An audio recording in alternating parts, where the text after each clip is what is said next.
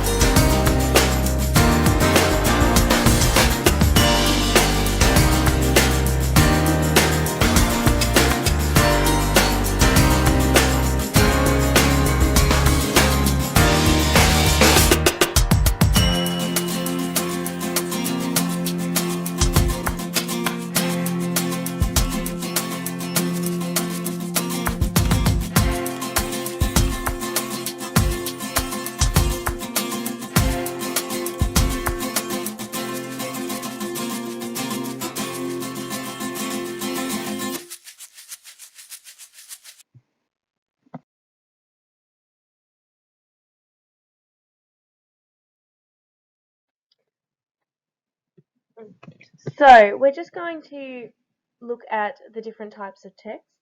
Um, Informative texts are ones that are designed to give information.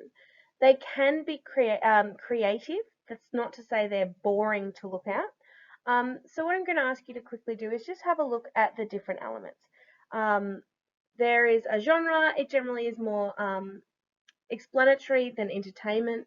It generally has information. It's not going to be superfluous or pointless. Um, the design of it is to acquire or to deliver information, to satisfy curiosity, to help people understand something. It's usually something that is necessary explanations as opposed to pointless ones. It shows what is and is not important, and it might have narrative elements just to make it interesting and engaging. Um, Generally, informative texts have a really specific or intentional format, so it might use font, dot points, boxes, little icons or images to draw attention to specific points.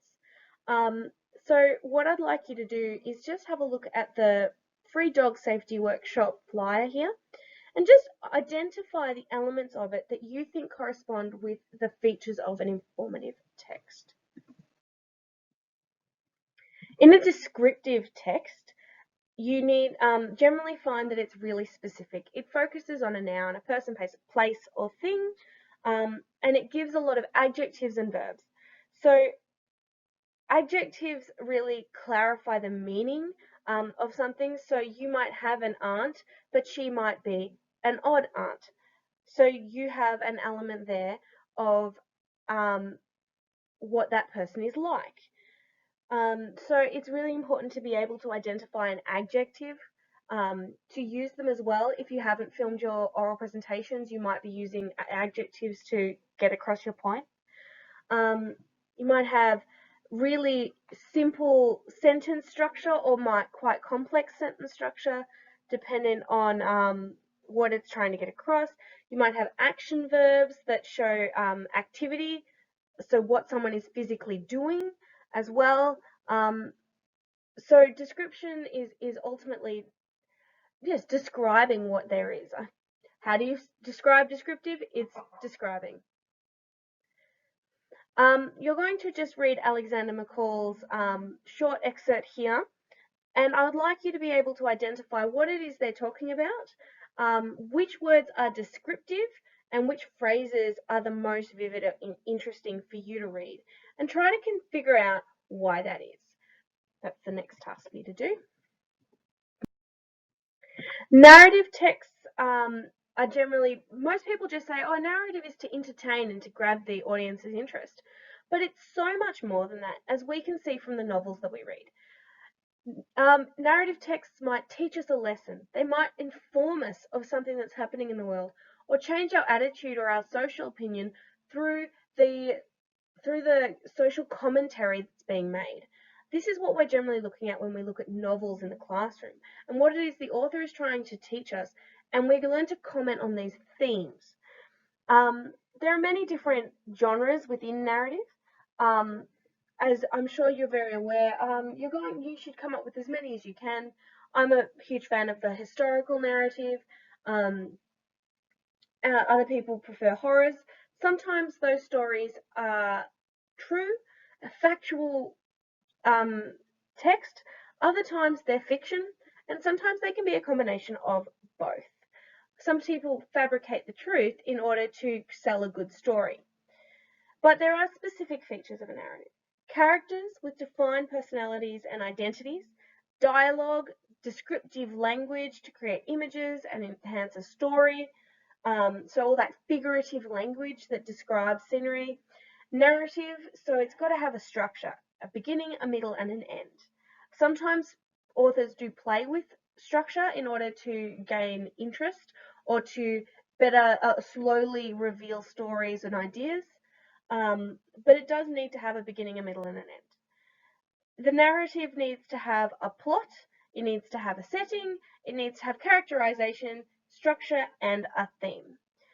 All I want you to think about is, what is a narrative structure that you enjoy? You guys have been doing narrative structures all the way through primary school, so we really hope that you can identify when a structure is narrative. So persuasive texts. This is why we're here. What makes a persuasive text? A persuasive text is a text that has deliberate, precise, and intentional language that is designed to emotionally engage the reader. It's supposed to lead the reader to respond in a particular way and encourage them to think, feel, do, or believe something. The authors use a range of techniques to do this. We've already covered quite a few. It's really important to have a bit of an arsenal in your account. You should know what some of these features are, but most importantly, it's to understand what is the intention to encourage you or lead you to think, feel, do, or believe.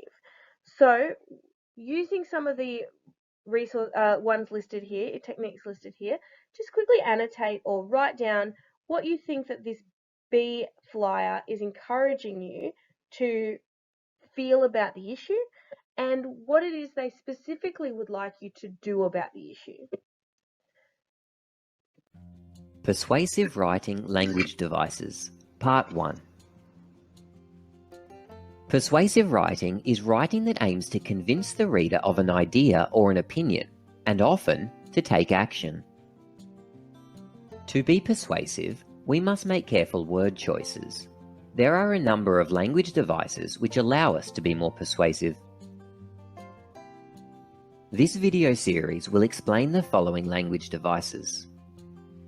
This video, Part 1, will look at emotive language, modal verbs, involving the reader, and rhetorical questions. Number 1. Emotive language. Using emotive language means using words that are designed to evoke emotions and make people feel a certain way. If we can make people feel a certain way, we're likely to be able to make them think a certain way, to agree with us. Let's look at an example of a newspaper headline to see the difference emotive language makes. Mob of fans invades pitch. Emotive language has been used to make us feel strongly about the actions of the fans. How do you think the writer of this headline wants us to feel? Positively or negatively? Let's rewrite the headline, removing the emotive language. Football fans run onto pitch. Can you hear the difference, or rather feel the difference? The emotion has been removed. Here's another example of a sentence containing emotive language. A courageous woman escaped shark-infested waters after her boat capsized. And another. The dog was abandoned in a filthy street. Can you spot the emotive language that has been used? In the first sentence, the word courageous works to make us feel sorry for the woman, and infested makes the waters seem very dangerous. In the second, abandoned and filthy are examples of emotive language, used to make the reader feel sorry for the dog. Number 2. Modal verbs. Modality refers to how likely something is to happen. Low modality, not so likely. High modality, very likely. Words like may and might are low modality. Words like will and must are high modality. How does this relate to persuasive writing? Well, by carefully selecting words based on their modality, we can adjust the level of certainty of events to suit our argument. Let's say we're arguing for a set of traffic lights to be installed at what we think is a dangerous intersection. It would be more persuasive for us to tell the reader accidents will continue rather than accidents might continue or accidents may continue. Number 3. Involving the reader. We should talk to the reader. We can do this using personal pronouns such as you, your, we, our, as well as words like together. Involving the reader creates a connection between the author and the reader. It makes the issue more personal, making it more important to the reader. Here's a letter written trying to persuade the local council to build a library. Here's one sentence from the letter. Our children will miss out on valuable opportunities if a library is not built. As well as the modal verb will, the author used the personal pronoun our. Because of this, the reader makes a connection to their child. They won't want their own child to miss out. Number 4. Rhetorical questions. These are questions that aren't supposed to be answered. They're asked for effect, to illustrate a point, or to make the reader think. Let's go back to the letter in which the writer was arguing that a library should be built. Look at the next line. It reads, "Can we really afford not to build a library?" This is a rhetorical question. The author wants to make a point, that the benefits of the library will far outweigh the cost. Sometimes rhetorical questions point out the obvious.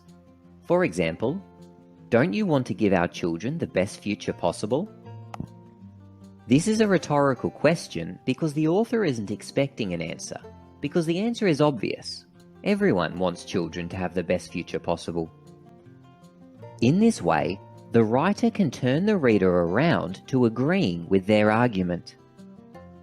Using emotive language and modal verbs, involving the reader, and asking rhetorical questions will help you to be more persuasive. In Part 2, we will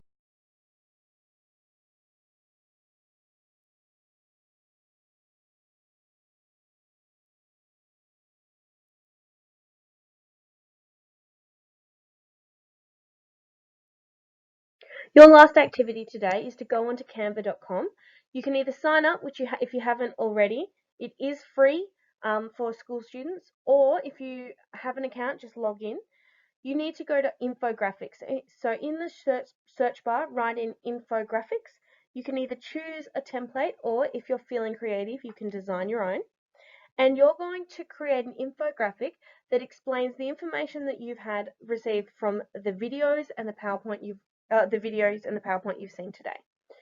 You should also have a section devoted to persuasive devices that we've covered today that you found particularly engaging, or any additional ones you might know. This is going to be a competition. They are due before the next class. However, I will print them out, and on the first day back or in class, we will vote on the best one, and the winner will get hot chips on the following lesson. So that's just a little added fun for when we head back to school. Don't forget to submit your notes and your Canva on link.